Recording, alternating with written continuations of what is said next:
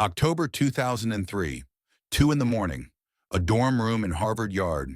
The cursor blinks. Outside, Cambridge is quiet, the kind of quiet that belongs to a city that believes it has already produced its most consequential minds. Inside, a 19-year-old who just got dumped is not grieving. He is coding. He is not writing about his feelings. He is building a system to rank the attractiveness of every woman on campus, and he is doing it in 8 hours flat, with a precision and a focus that, if you had been watching, would have made you deeply uncomfortable. Not because of the product, because of the mind. Because that kind of compression, the collapse of emotion into architecture, of feeling into function, is not what normal people do at 2 in the morning after a breakup. It is what happens when someone processes the world not as a place to live in, but as a system to be solved. FaceMash crashed Harvard's servers in 4 hours. It landed him in front of the school's disciplinary board. It gave him the most important data point of his early career. Human beings, given access to each other's social information, cannot look away.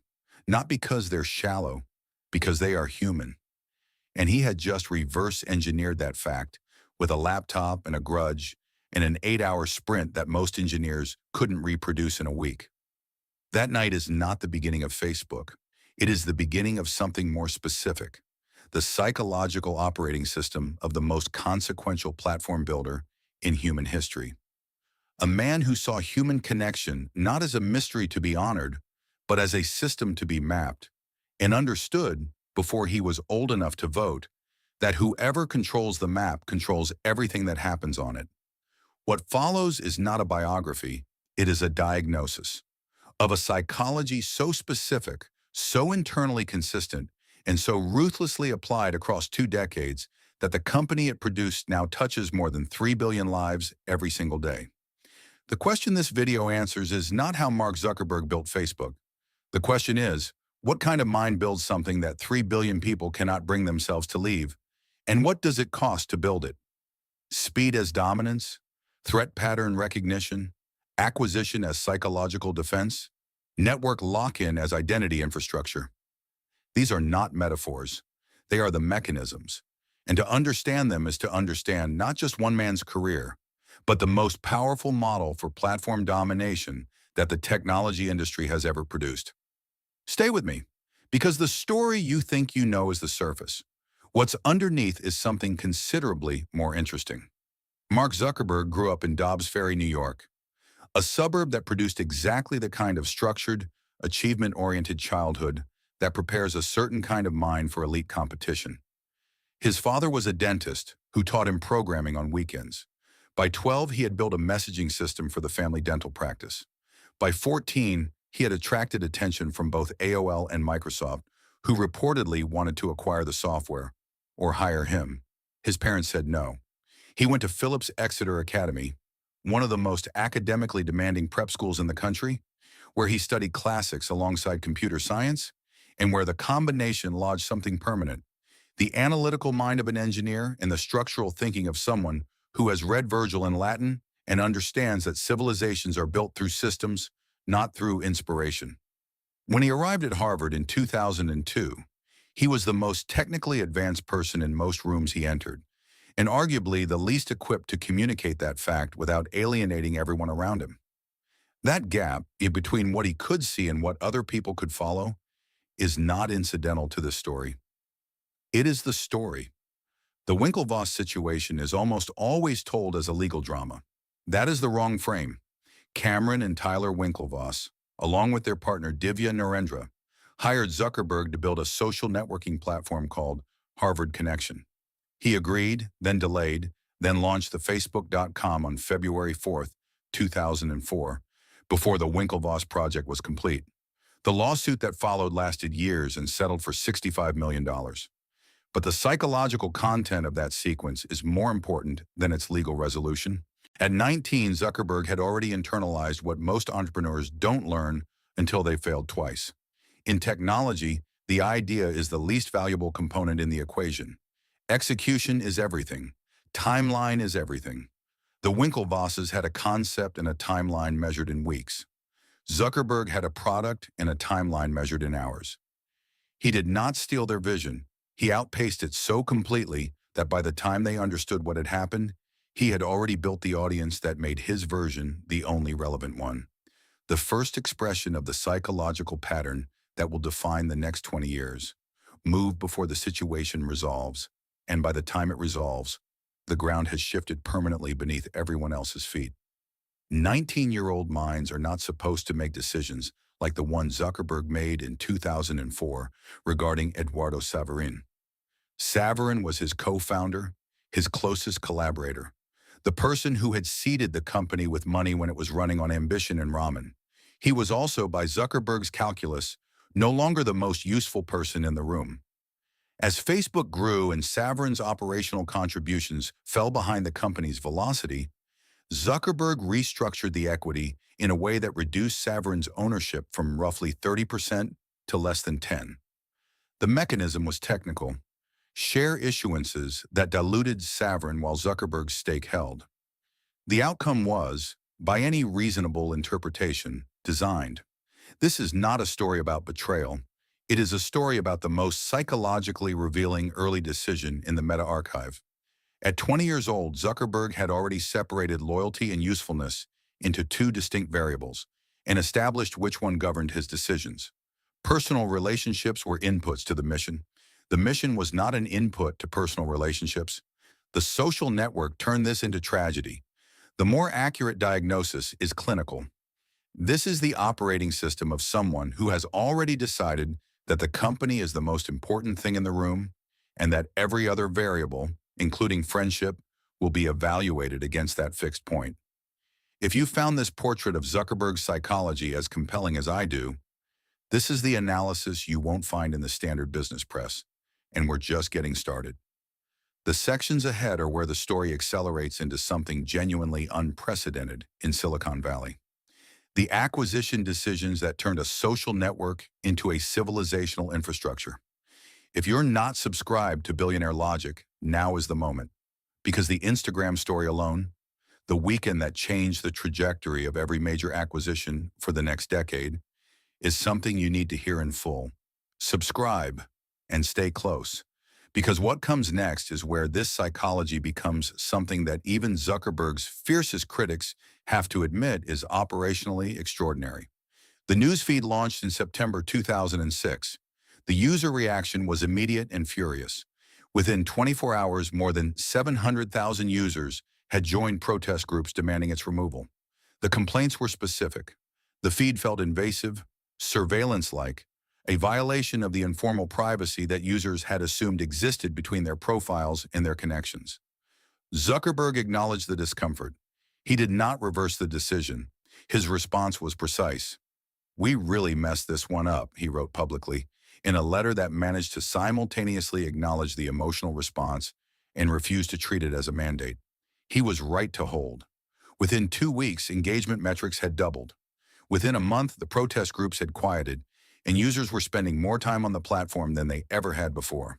What the newsfeed had revealed, and what Zuckerberg had apparently already understood, was a specific asymmetry in human social behavior. People are uncomfortable watching each other when the watching is visible, but they find it almost impossible to stop when it is framed as passive information. The newsfeed did not make Facebook a place to connect. It made Facebook a place to observe. That is a categorically different product. And it is the moment Facebook stopped being a directory and became a behavioral conditioning engine. The scroll, the check, the involuntary return. These are not features of the interface. They are features of the human social nervous system. And the newsfeed was the first deliberate architectural decision to route that system through a single platform. 2012, Instagram has 13 employees, 0 revenue, and a growth curve that, to Mark Zuckerberg, looks like a threat vector. The app is gaining users at a rate that suggests it could become the primary mobile social platform before Facebook has fully cracked the mobile transition. He calls Kevin Systrom. They meet over a weekend. By Monday morning, a term sheet for $1 billion in cash and stock is on the table. The board has not voted. The due diligence is not complete. The deal is, by any conventional standard of corporate governance, breathtakingly premature. It is also the most important acquisition in the history of social media, and it is important precisely because of its speed. By the time any competitor could evaluate whether to counterbid, the deal was essentially done. By the time analysts had finished writing that Zuckerberg had lost his mind, Instagram was inside Meta's infrastructure, growing on Meta's servers, absorbing Meta's ad targeting architecture, and becoming, within 4 years, a platform worth conservatively $50 billion on its own. The $1 billion price tag was not a valuation. It was an insurance premium against a future in which Instagram, independently funded and motivated to displace Facebook, had the runway to do exactly that. The psychology: never price a threat at what it is worth today. Price it at what it would cost you if you didn't own it. Tell me in the comments, which of Zuckerberg's psychological strategies do you think is the most transferable to your own business today? $19 billion. Cash in stock. For a messaging application called WhatsApp with 55 employees and minimal North American presence but dominant penetration across Europe, India, Brazil, Indonesia, and Southeast Asia. The year is 2014. The technology press calls it irrational. They are measuring the wrong variable. Zuckerberg is not buying a messaging app. He is buying every social graph that has formed outside Facebook's reach. The relationships, the groups, the networks of people who have organized their daily communication on a platform he does not control. In markets where WhatsApp has 70, 80, 90% of the messaging market, those social graphs are more deeply embedded than Facebook's own. The WhatsApp acquisition is the geographic moat decision, the recognition that a social infrastructure is only a moat if it covers the whole territory. A local advantage is not a moat. It is an invitation to be flanked. $19 billion to close the flanking angle before anyone else can walk through it. By the time the acquisition completed, WhatsApp had over 500 million users. Within 3 years, it had a billion. The $19 billion price, spread across that user base, came to about $19 per deeply embedded social relationship. As infrastructure pricing goes, that is not irrational. It is among the most disciplined, large-scale acquisitions in technology history. 2018 is the year the architecture meets its structural cost. Cambridge Analytica, a political consulting firm with ties to the 2016 Trump campaign, had harvested the personal data of approximately 87 million Facebook users through a third-party application that exploited a platform permission model Facebook had built specifically to enable developer growth. The data was used to build psychological profiles for targeted political advertising. The disclosure produced a global scandal, regulatory investigations on 3 continents, and a congressional hearing that has become, in retrospect, one of the most revealing documents in the history of technology regulation. Senators asked Zuckerberg how Facebook made money. He answered, "Senator, we run ads." The room absorbed this. There were limited follow-up questions. The disconnect was not theater. It was diagnostic of a regulatory system that had not evolved to engage with a product that monetizes behavioral data at civilizational scale. Zuckerberg's testimony was technically accurate, legally strategic, and revealed almost nothing about the actual architecture of what Facebook had built. The psychological portrait in this section is not of evasion. It is of a man who had constructed a system of such complexity and such genuine integration into daily life that the institutions designed to constrain power had no framework adequate to the task.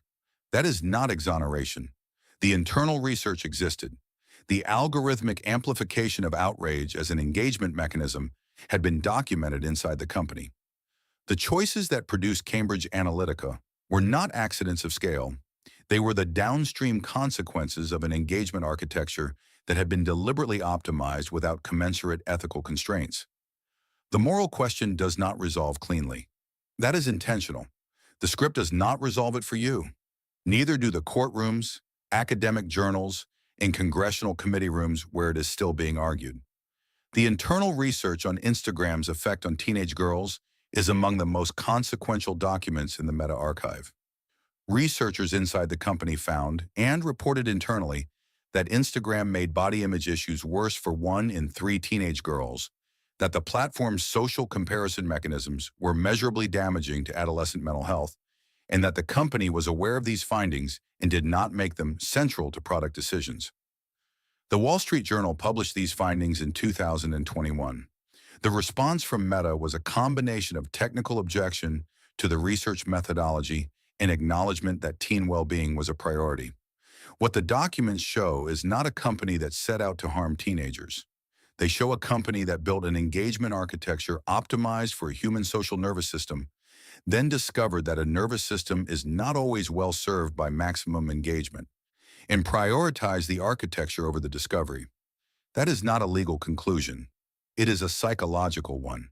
And it belongs in this portrait because it is the inevitable friction of applying behavioral conditioning at scale without a commensurate framework for what you are conditioning people toward. 2021, Facebook is facing antitrust pressure in the United States and Europe. Youth engagement is declining.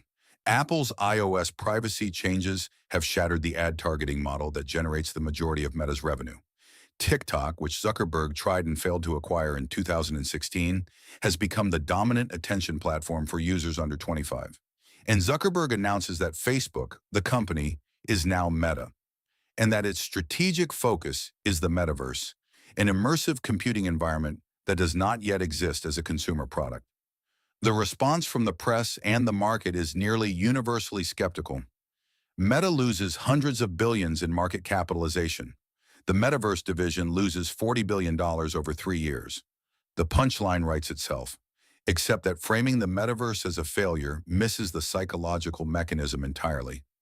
The rebrand was not primarily a product strategy. It was a regulatory and narrative strategy, a move designed to shift the conversation from Facebook is a monopoly that should be broken up to Meta is building the next computing platform and is therefore a growth story, not a regulatory target. Whether the metaverse ever becomes a consumer product at scale is, in some sense, beside the point. The rebrand bought time. It reframed the regulatory narrative. It signaled to every competitor, regulator, and investor that Zuckerberg's competitive horizon extends beyond the life cycle of any single platform. The same psychology that paid $1 billion for Instagram at a weekend meeting is operating here. The hacker doesn't defend the current position. He opens a new front before the opponent has finished attacking the old one. Then 2022 and 2023, the compression event, Apple's privacy changes, the metaverse losses, the TikTok threat converging simultaneously. Zuckerberg lays off 11,000 employees in a single wave, the largest single-day layoff in tech history at that point. He calls it a year of efficiency. What emerges from that compression is not a diminished company. It is the same psychology running leaner and faster on a rebuilt infrastructure. Meta returns to profitability within 18 months.